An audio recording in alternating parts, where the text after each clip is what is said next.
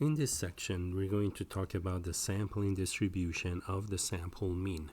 Now, coming to this section, we know two things about the probability distribution of the sample mean, that is x bar. In the previous section, we defined the mean of x bar to be the same as the mean of the population that we are sampling from. So this is from section 7.2. We found that the mean of x bar was equal to the mean of the population, and standard deviation of x bar was sigma over square root of n. Both of these came from section 7.2. So what we're saying in effect is this. Let me put it in words. We're saying that the mean of random variable x bar is the same as the mean of random variable x. Now, remember x bar here, we're talking about this one being the sample mean. That's our sample mean, or the average. Think of it as our arithmetic average for a group of scores. That's what that is. And then the random variable x is actually this one. This is the original variable.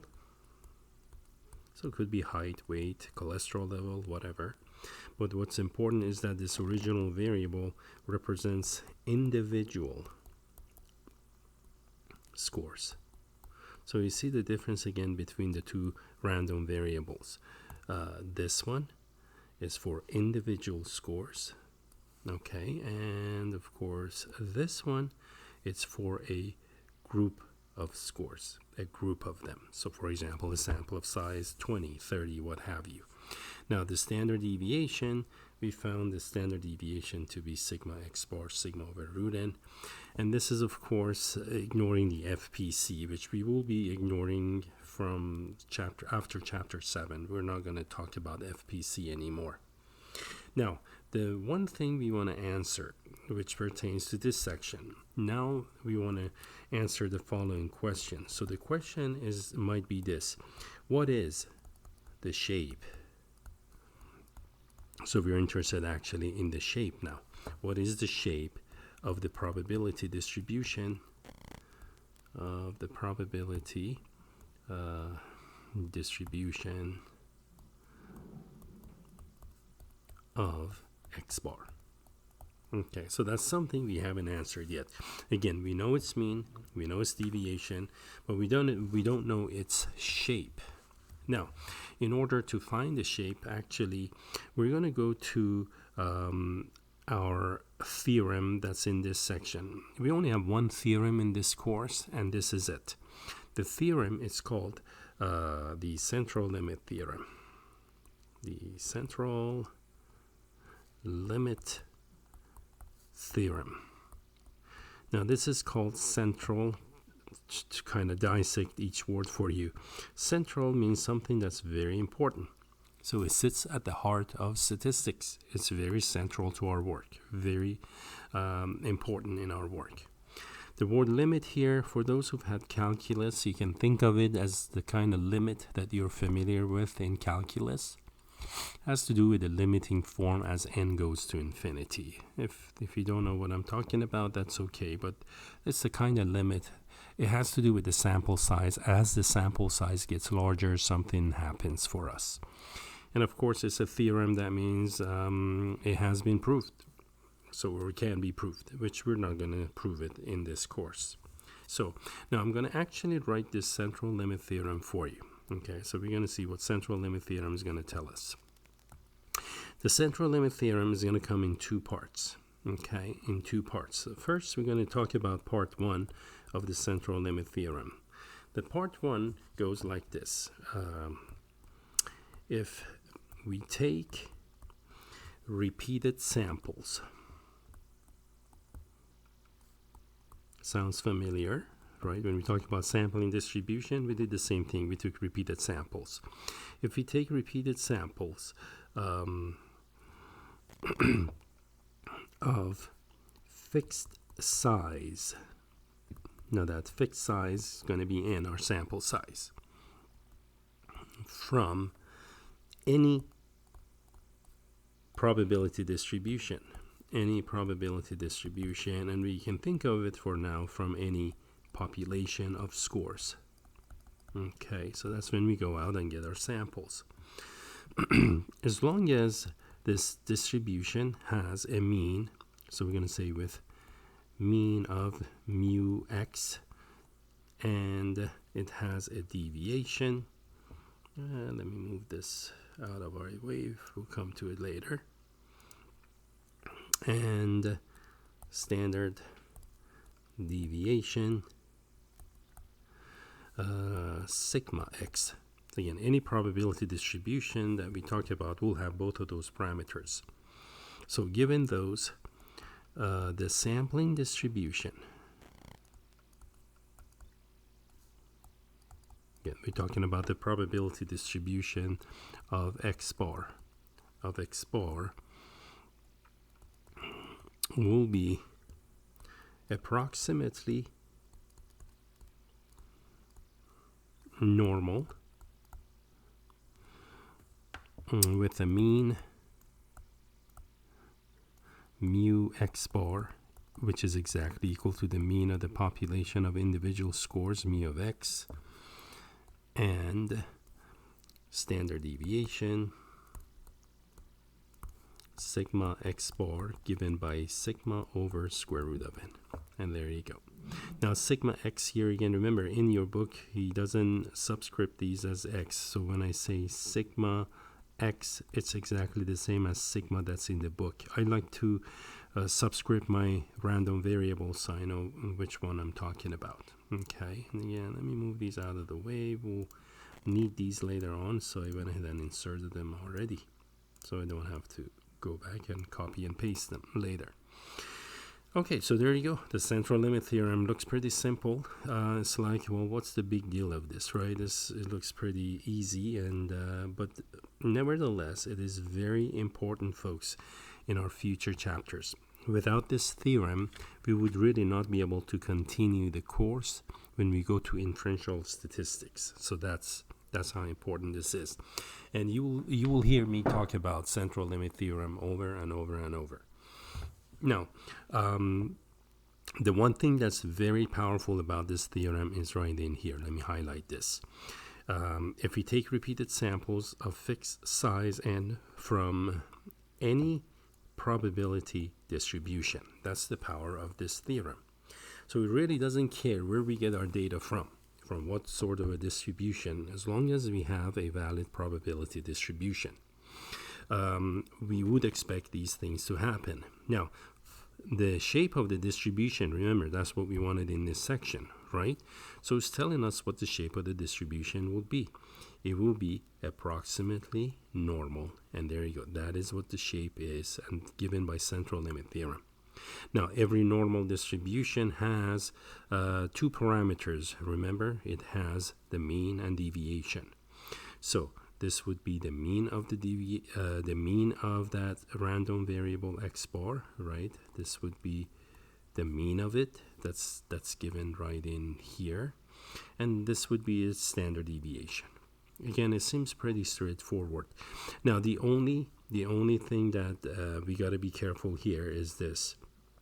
For central limit theorem, I'm going to put a note here. Note, the sample size must be at least 30. So in the eyes of the central limit theorem, a sample size of 30 is considered large sample. So later on we talk about large samples. Doesn't have to be 1,000, 5,000, a million. For central limit theorem, remember, the sample size large means at least 30. Could be higher, but 30 is like the threshold, the minimum. Now, the other thing I just want to point out here is when we talk about repeated samples, the question might be, well, how many times should I repeat these samples? Central limit theorem, and that's why it's called a limit theorem. The idea of limit here is that, well, the number of repetitions goes to infinity. So this is where we have repeated samples. So if you wonder, well, how many times I have to take the samples over and over, as many as you can. again, for the purpose of central limit theorem, is infinitely many times. But later on, I'll do a simulation which helps you understand this theorem much better, since we're going to be working with it throughout the rest of the course. Now, this was part 1 of central limit theorem. Now, part 2 of this central limit theorem is going to be kind of similar to part 1 is. Okay, so I'm just going to go to part 2 in here now. So for part 2 of central limit theorem, in part 2, I'm just going to write this. If repeated samples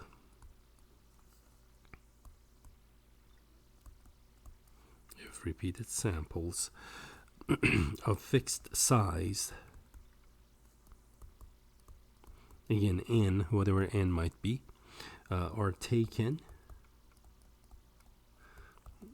from this time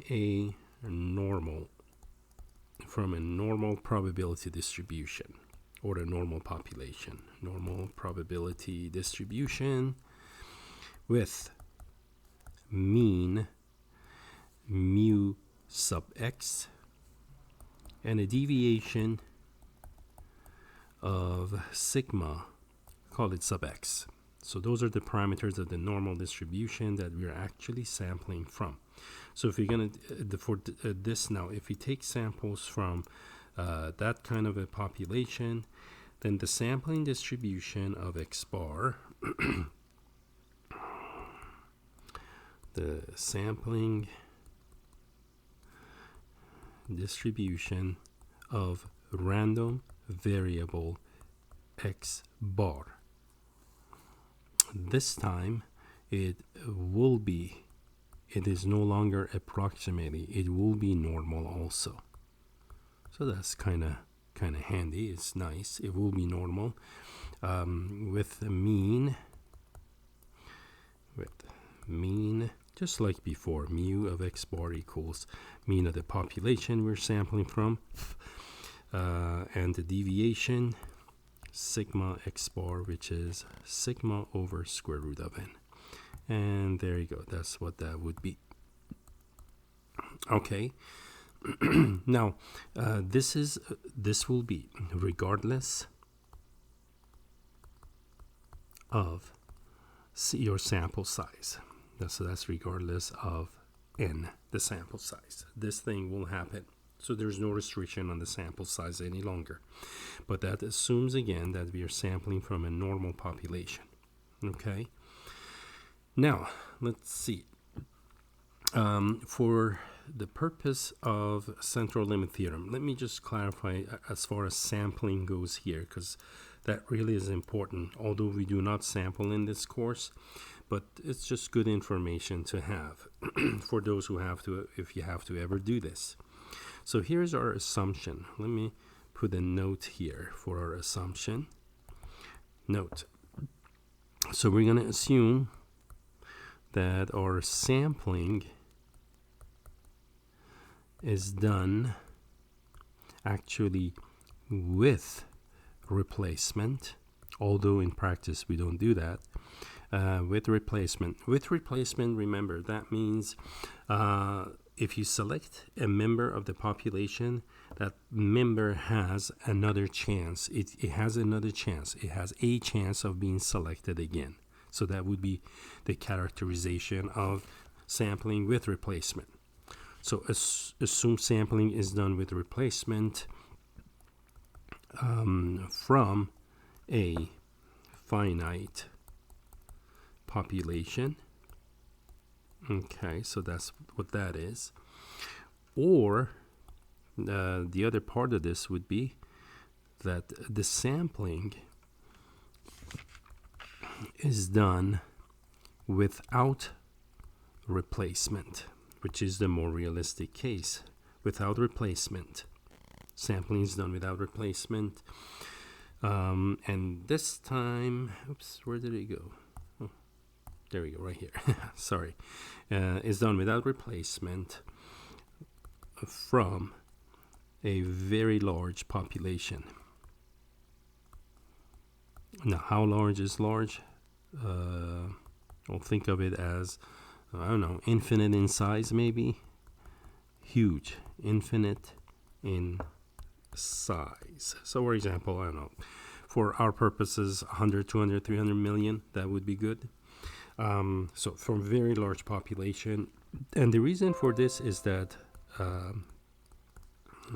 so that the finite population, we talked about that in the previous section, the finite population correction factor, remember that was the FPC, okay, the finite population correction factor may be ignored. And there we have it. Now that's the entire central limit theorem. Now, just to kind of forewarn you, in your textbooks, actually, he does not describe it the way I have. He doesn't explain it in two parts like I have. Again, this is part 1, and this would be part 2. Sorry, this screen keeps popping up. And there's part 2 of central limit theorem. Okay. Again, now that I have things written here, in part 1, the assumption is that we're sampling from any distribution. In part 2, the assumption is that we're sampling from a normal distribution, and with that, the sampling distribution of random variable x bar will be normal also. So we're going to have two normally distributed random variables in that case. Now, let me see. What I'd like to do now is show you a portion of the book. This is on page 313 of your textbooks, and I'm going to show you an illustration of what he has here. And there you go. This is the illustration that I want to point to. Okay, now in this illustration, actually, let me go down, not this one, don't worry about that, page 313, that's 12, and one more page, there you go, page 313. So what the author has done in order to illustrate the idea of central limit theorem, so in here, first, that you have three distributions on top. Okay, so you have this distribution. This is a distribution of the parent population. Okay, so these are, notice that's the variable x. And this is a second population that's skewed.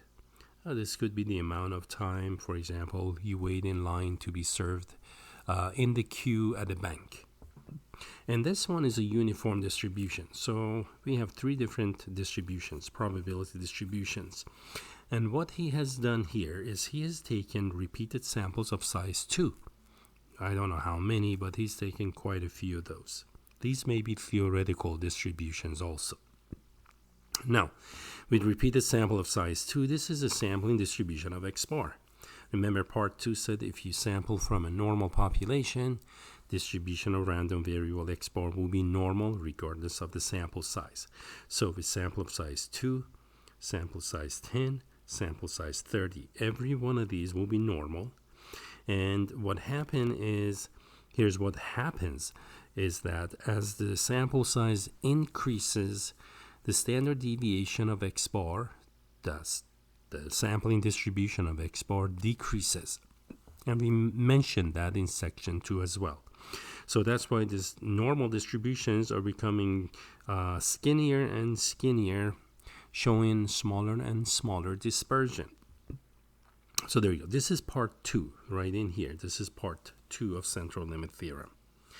Now, in part 1, we said if we sample from any population. So what he has done is he's sampled from a right skewed distribution. Notice how severely skewed this distribution is. He's taking sample of size 2. Central limit theorem said it should be at least 30, right? That's what we wrote down. No, he's actually violating the assumption, but that's okay. He just wants to show you how this is not a normal distribution, because the sample size is small. This is a sampling distribution of X bar. Repeated samples of size 2. So not normal. Then he ups the number of repeated samples to size 10. And actually notice with repeated samples of size 10, X bar is kind of emerging as a normal distribution, although Central Limit Theorem said 30. So then he goes to 30. He takes repeated samples of size 30, and now you have this normal, almost normal. Remember, the theorem part 1 said approximately normal, so there's kind of a dent here, so this is not quite symmetric. This part is a little narrower than this other part about the center. So approximately normal, nevertheless, as the theorem said. And then he changes the population to a uniform distribution. And with repeated sample size 2, again, we don't have normality. But once he goes to a sample of size 10, then the sampling distribution of X bar is approaching normality. Pretty good normal distribution at that. And with 30, this is much better normal distribution now.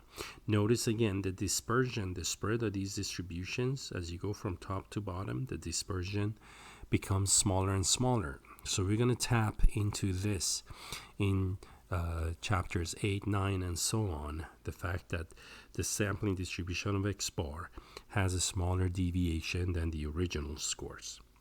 Okay, so that's what this is. Now, what I would like to do is I'm actually going to go to StatCrunch, okay, and I'm going to do a simulation of this. Okay, so that's what I want to do. I want to go and do a simulation in StatCrunch of what you just observed here. Okay, so I'm in StatCrunch. Now, in StatCrunch, what I want to do is I want to actually simulate both parts of Central Limit Theorem. So let's actually do part 1. Remember, in part 1, I'm going to do sampling distribution demos. And here are our options. So I'm going to go from a uniform distribution. This was in the book on that page 313. So let's hit compute, and StatCrunch gives me this uniform distribution. So if you note here, by the way, the distribution is uniform, means every observation has equal probability of being selected, and it's choosing a range from 0 to 50 here. Now the center of this distribution, because it's a rectangular distribution, the center is actually at 25. Okay, so think of that as your mu. Okay, that's what mu is. Now if I let me put my keyboard in here so I can you probably heard it snap, and there you go. Let me I'm not sure what happened here. Okay, so there we are. So this is the mean of the distribution. Okay, so here's where this would be like your mu. Okay, and sorry, my mu doesn't look that good. Let me erase this part, and okay, and let me see here, highlighter, no, my pen, and let me see, the size of my pen is too big. Anyway, so here's what mu is. Okay, now the center of this distribution, the mean, is at 25. Okay, now I'm going to take repeated samples here. Okay, I'm going to take repeated samples of size. I'm going to take sample size 10, kind of like what the author has done. And I'm just going to take this one time so you can see how this happens. So what StatCrunch is doing now is actually taking one sample size 10. So this is what could happen if I went outside and drew a sample of size 10 from this uniform population.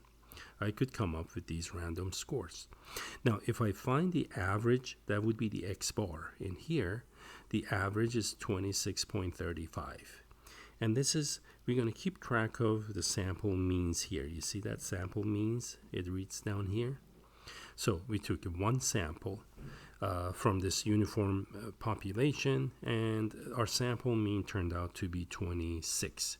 Now, the mean of the population, and this we never know in real life. This mean we do here because it's simulated, okay, because we know the parameters. That's how it was created based on this information. So the mean is 25. With one sample, notice the mean is 26 here. So the sampling error, the difference between the statistic, x bar, and the population mean mu, 25, is right now 1.35, right? That means we are overshooting by just over 1, which isn't actually bad at all. Now, let me actually write this equals, and this was 25, right? That's what that is. Okay, so far so good. Now, let me do this 5 more times. And you can kind of see now, here are the random numbers. So this is second sample. This would be the third sample, right? We've done it 3 times. And note what's happening is as these sample elements are selected, once the mean is calculated, then it's transformed down here. So this is what we're talking about when we say sampling distribution. We're talking about the formation of these sample means. Okay, so I'm taking repeated samples of size 10. Now that you've seen this, let me do this real quick. I'm going to go and do this 1,000 times. Now, with 1,000 times, of course, you won't be able to see this drop because it goes so fast. It's faster than blink of an eye. So here it goes. Boom, there you go. So the software just generated 1,000 samples of size 10. And if you note down here, you actually see the sampling distribution of random variable x bar. And that's what this is at this point. This is x bar, and this is x. That's what we're talking about in our notations. Now,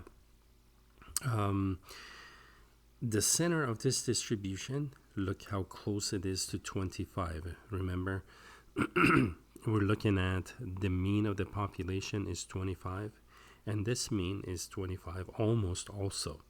Now, notationally, what this is, let me get my pen. This is mu of x bar. That's what this is. Okay, and it's pretty close to 25.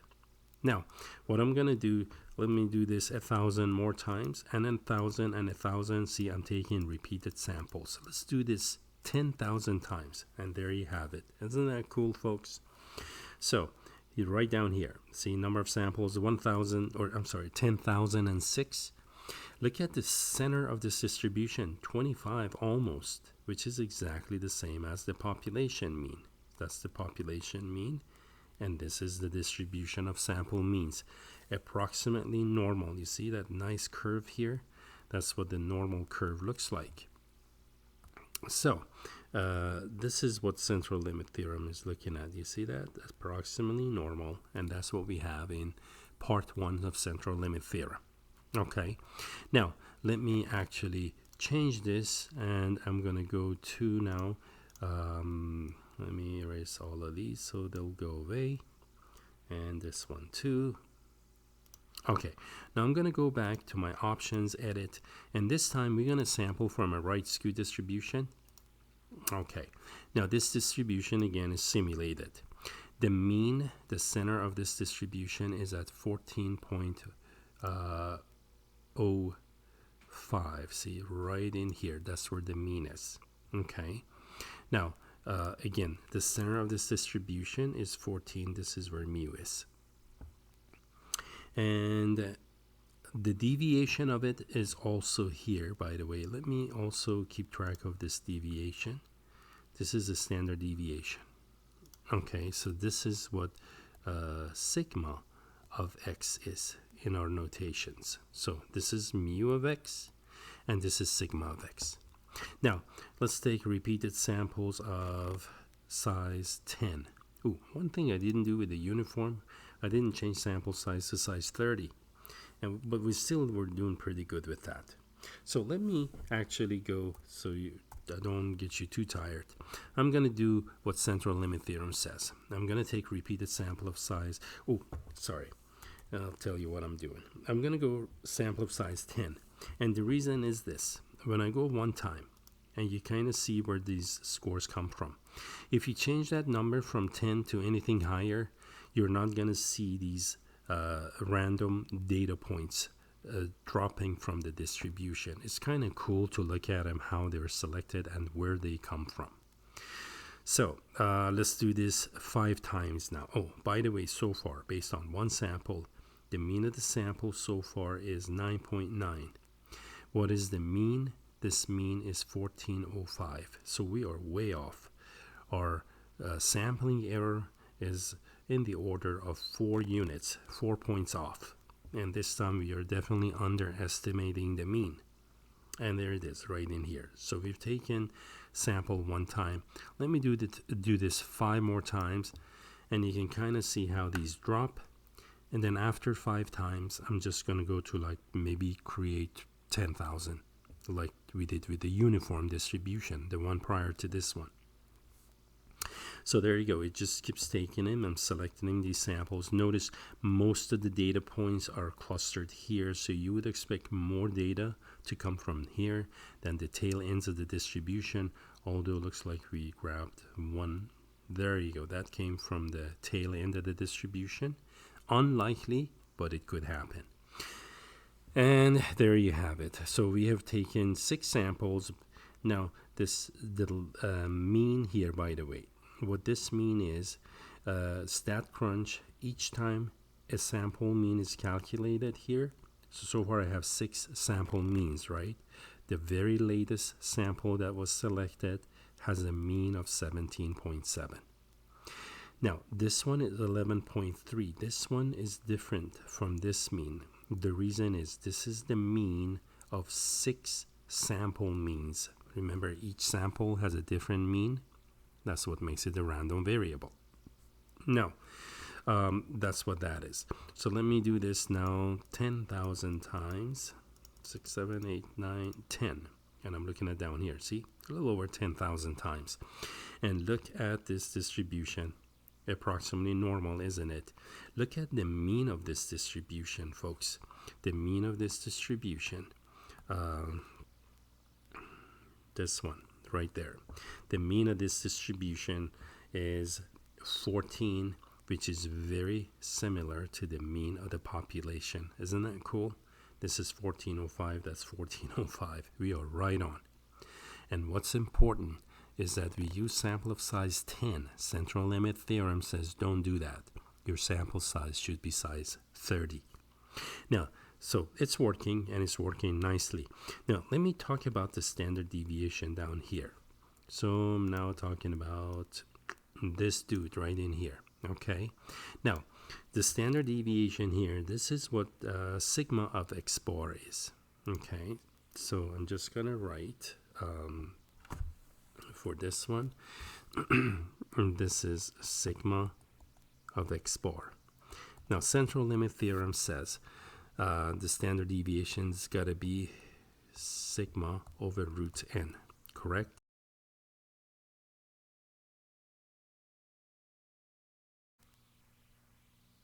Okay, so I cleaned up some stuff for this video now. The other thing I want to point out here is the following. If we take a look at the standard deviation here, okay, so that's standard deviation, and also this is the standard deviation. Okay, now the difference between the two of them, because they're both standard deviations. Remember, this is the x bar, right? And this is, or I'm sorry, this is random variable x, and this is x bar. And this is the population of individual scores x, and this is the sampling distribution of x bar when we take repeated samples of the same size. Now, this information right here, so sigma is 11.8255. This sigma, the one that's down here, this is actually sigma of x bar, which we said it's sigma over square root of n. So you can actually calculate this. What the central limit theorem says, theoretically, this number should be 11.8255 divided by square root of sample size is, of course, 10, right? And divided by 10. And this number, let me see if I can move higher. I can't, looks like. That's okay. And this number, using my calculator, I'll tell you what this number should be. I go 11.8255 divided by square root of 10, and that number should be 3.74. Okay. And there you go. It's got to come out to be 3.74. That's what this should be. And look at how close we are to 3.74. Now remember, I want to emphasize, we violated the assumption of central limit theorem. Sample size is only 10. Now, I can actually work this one now with samples that are larger. So let me go with sample of size 30. And don't worry, I won't waste too much time on this one. I'm just going to do it just 1,000 times, by the way. I don't have to do it 10,000 times. That's just 1,000 times. And the center of this distribution, mean, is 1405. With just 1,000 repeated samples, two things, I've achieved almost normality, and the mean of the distribution is 14, which is very, very darn close to 1405. Now, of course, if you take repeated samples, and this is what central limit theorem does, it says keep doing this forever. So I took sample 15,000 times. Look how distribution, it's normal, almost normal. And the deviation again that we're looking at here, if I point to this, this deviation is going to be, I'm looking at actually, oh, I don't know what happened. No biggie. I'm just gonna do it 10,000 times. It won't take long, would it? There you go. The mean this time 1404, pretty close. Rounded to hundreds is 1405, right on. And the deviation is 2.1397, sample of size 30. This time the standard deviation, sigma of x bar is going to be equal to sigma, which is 11.825. Remember, we're looking at this number, and then over the square root of the sample size, which is 30. Okay, and now what I'm going to get is 11.825 divided by square root of 30, and I get 2.16. 2.16. Now, if you take a look at this number, pretty close, right? And we only did this 10,000 times. I was supposed to do it a lot more times. Okay. Now, let me actually now go to and do part 2. So this was part 1, everyone. In part 2, I'm going to make this go fast now. I'm going to sample from a normal distribution. Let's say the mean of the distribution is going to be 100 and standard deviation of 10, something like that. And here's my normal distribution. Just going to do one sample of size. I'm just going to go sample of size 15, which is in 30. But remember, for normal distribution, if you sample from a normal population, sample size doesn't matter. So let me, if you want to see how this is dropped again, you got to go 10 to actually see how the sample is done. It's taken or selected, and there you go. Most of the data is coming from this center, maybe 2-3 deviations out. So the mean of this group of scores, I only took a sample of size 10. The mean of those turned out to be 104, and the mean of the population, remember, was 100 when we determined that. So our sampling error is 4 units right now. Now, if I do this 1,000 times, look at the green blob here. This is the sampling distribution of X bar. So that's what we're trying to emphasize on. Okay. And let me just do this 10,000 times. There. So this time, remember, because I'm doing a second simulation, the means are pretty close. This is the mean of the population. That's actually going to be the center of this distribution, mu. This is variable x, and this is random variable x bar, and this is mu of x bar. Okay, and look how close these two are. Look at this mean, pretty close to the one above. Okay, and of course the standard deviation is sigma over root n.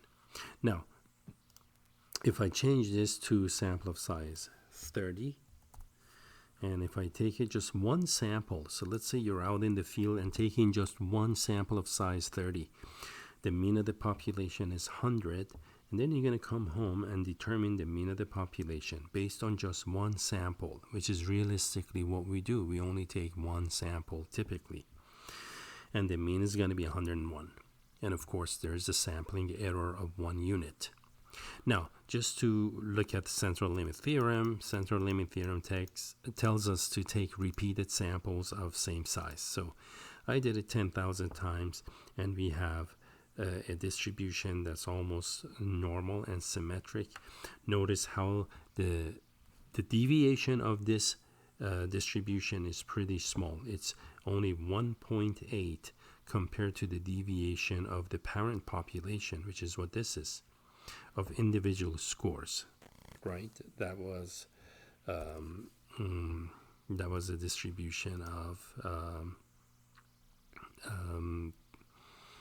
of individual scores x. I don't know why this skips to, okay, it went away. So again, this is what x is, and this is what x bar is right there. Okay, and this is the whole thing, everything about section 7.3 that we wanted to point out. So I'm going to pause this for a moment, and then we're going to finish the section with an example. So I'll be right back. All right, I'm ready. So what I have done since leaving StatCrunch, I made a note here for you so you can kind of keep things in mind here. In this note, I have written is the following.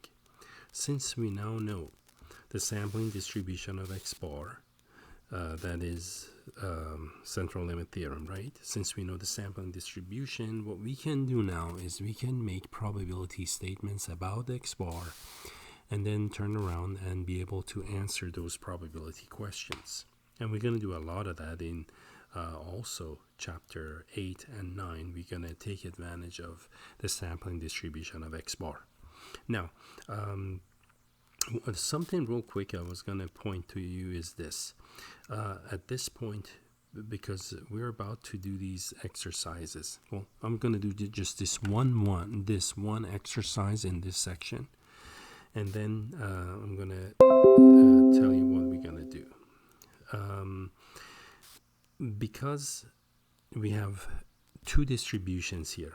Remember, we have the distribution of individual scores, and that's what in effect that's what I have this drawing here. So we have two distributions. One is a distribution of individual scores. Okay, that would be the first normal distribution. That's this one. So these are individual scores where we go get our scores from. That population, let's say, is normal with the mean mu, deviation sigma. And then we're going to have a second distribution, which is also going to be normal, with mean exactly the same thing. Its deviation, however, is going to be different. This is for the random variable x bar now. Okay, and this is now for a group of repeated samples of size n.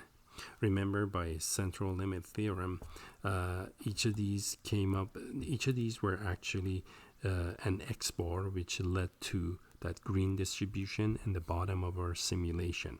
So you can imagine x bar here, x bar, there's a whole bunch of x bars in here. Okay.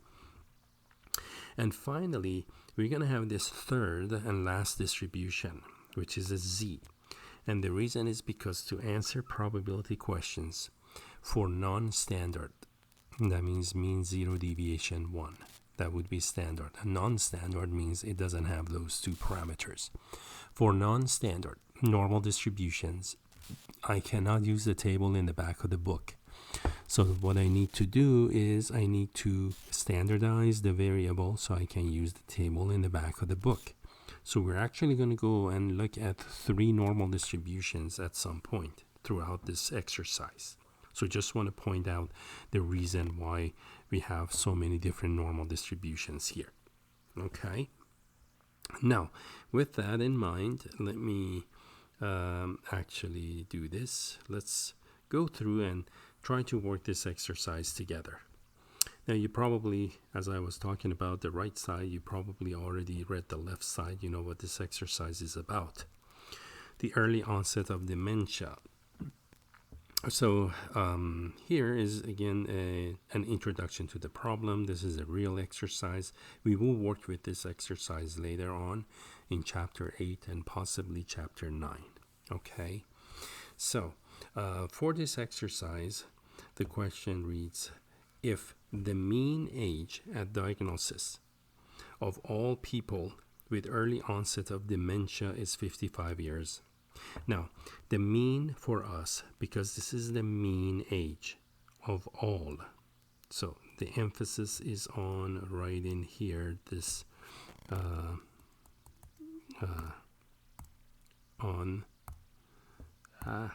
there you go, all right in here. We're talking about the mean age, so that's mu, because it's the mean age for all, not just for a group of people. With all people with the early onset of dementia is 55 years, we want to find probability that the random sample of 21 such people will have a mean age at diagnosis less than 52 years. Okay, or 52 and a half years. Now, notice it's the first time that we're doing this. What are we doing? We are again, we want to find probability that the sample mean will be less than 52 and a half. We've never done that before. We found probability of X. That means an individual having maybe score less than 52 and a half. What we've never done for the probability of a group of them, a group of size 21 of them having an average less than 52 and a half. So here's how we're going to work this one. First, our assumption, which answers the last part. State any assumptions you're making in solving the problem. Our assumption here, we're going to assume normality. So I'm just going to write that in. Our assumption is that distribution of age at diagnosis is normal. Okay, normal. Now, the mean of this distribution, mu, is 55, and the standard deviation is going to be 6.8 years. It's given right down here. Okay, so let me write the probability statement also that corresponds with this.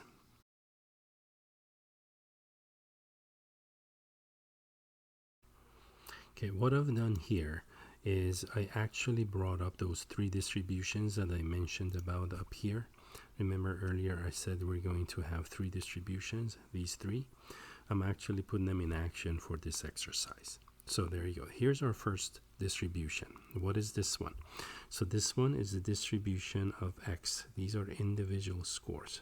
Okay. This is for all people with the early onset of dementia. Now, we were given the center of this distribution is 55, and its standard deviation, that's one deviation away from the center. Sorry, this one, right in here. This distance, right to here, that's where sigma is, and that is 6.8. Okay, so again, these are again for individuals. Now, because we make probability statements about X bar, we need the sampling distribution of X bar. And this is what the sampling distribution of X bar is. Here's X bar. Our random variable is X bar. Notice again up here is X. Be careful, folks. This is X bar. The center of the distribution will be exactly the same. It's going to be 55. The difference is the dispersion or the deviation of this normal distribution is going to be less. That's sigma of X bar. So now sigma of X bar in here, I can write sigma of X bar is sigma over root n, which is going to be 6.8, and the sample size we were told here is 21. You see that up here, right in here, that's sample size 21. So I'm going to divide it by square root of 21. Okay, and you do the computation. Let's see, 6.8 divided by square root of 21, I got 1.484. Okay, that's the number I got. So that's what this number is 1.484. Now, at this point, I need to standardize this, right? But before I do, let me carry on with my probability statement. I'm going to standardize it. Notice I slipped an equal sign there. It doesn't make a difference in the case of a standard normal, in the case of a continuous distribution, whether you put equal sign or not on there. So let me actually do this. Okay. I have probability of X bar less than or equal 52.5. Now, I need to standardize. I want to answer the probability question about this. Now, 52.5, remember, each deviation is about 1.5. So that 52.5 is going to be about 1.7-ish deviation below. So this is now, let's see, one deviation is that. 1.7 is going to be something around in the order of here, maybe. Something right there. Okay, let's call that 52.5. So we want to find this area on the left side, right in here. That's what we want to find. Okay, that's going to be the area corresponding to that probability. So I need to standardize now so I can use the standard normal distribution. This is going to be X bar minus the mean divided by sigma of X bar. Okay, and this is going to be less than or equal to 52.5 minus the mean, which is 55, and divided by standard deviation, which was 1.484. Now, please note, do not divide by 6.8. Do not divide by this number up here. Okay, 6.8. Looking at up here. Don't divide by 6.8 because that's for X. We're working probability for X bar. Okay. Now, the expression on the left side, that's actually going to be a Z-score. So that's probability of a Z less than or equal to a negative 1.68. Now, if I go to the table in the back of the book, and I'm not sure if I have the book up. Let me see here. If I do that would be good. Yeah, I have a page of the book. I'm going to go to page AP 6. Remember, that's where the table of normal distribution is. So I'm just going to go to AP-6. And in that table, once it loads, I'm going to look at a Z-score of negative 1.68. Okay, so let's see if I can find it.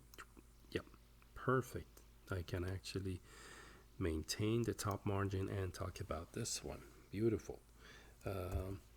And here it is. So let me grab my highlighter. Okay, here's my highlighter. Now we're looking at 1.68, right? So here is the 08 right up here. True. And negative 1.6 is on the margin. This is where negative 1.6 is. Now, if I actually go the place where the row and column meet, so I'm just going to go down, down, down, down, down, down here. And let's go over, and right in here, that's the number that we need. There you go. So at negative 1.68, that area to the left, remember the author gives you the area on the left side, which is right up here. Okay, that area is 0465, and that's the number I'm going to use. So this is going to be, the number is now 0.0465. 0465, and we will verify this on StatCrunch. Now, and let me show you on this distribution now. This is the distribution of Z, okay, and to find the area to the left of 52.5 up here, that is this area, is to find the area to the left of negative 1.68. Negative 1.68 is going to be right about here. Okay, maybe a little more to the right, negative 1.68, and this is the area to the left that we want to find. Okay, and there you go. This area is 0.0465, and that's what that turned out to be, 0.0465. Again, that's the area to the left that we just found, and there you have it. So that's the answer to the probability question. Okay, and here's a summary of that. Now I'm going to do this in StatCrunch. It is possible to do it in StatCrunch, but let me go to StatCrunch now and show you real quick how that's done. In StatCrunch, I already have a StatCrunch up and running. So remember, all we want to do is find the area under the normal curve. So I'm going to go to Stat. Okay, here's a Stat calculator, and I'm going to go down to the normal distribution. Now, and if you recall again, when we use the StatCrunch, we don't have to standardize anything, right?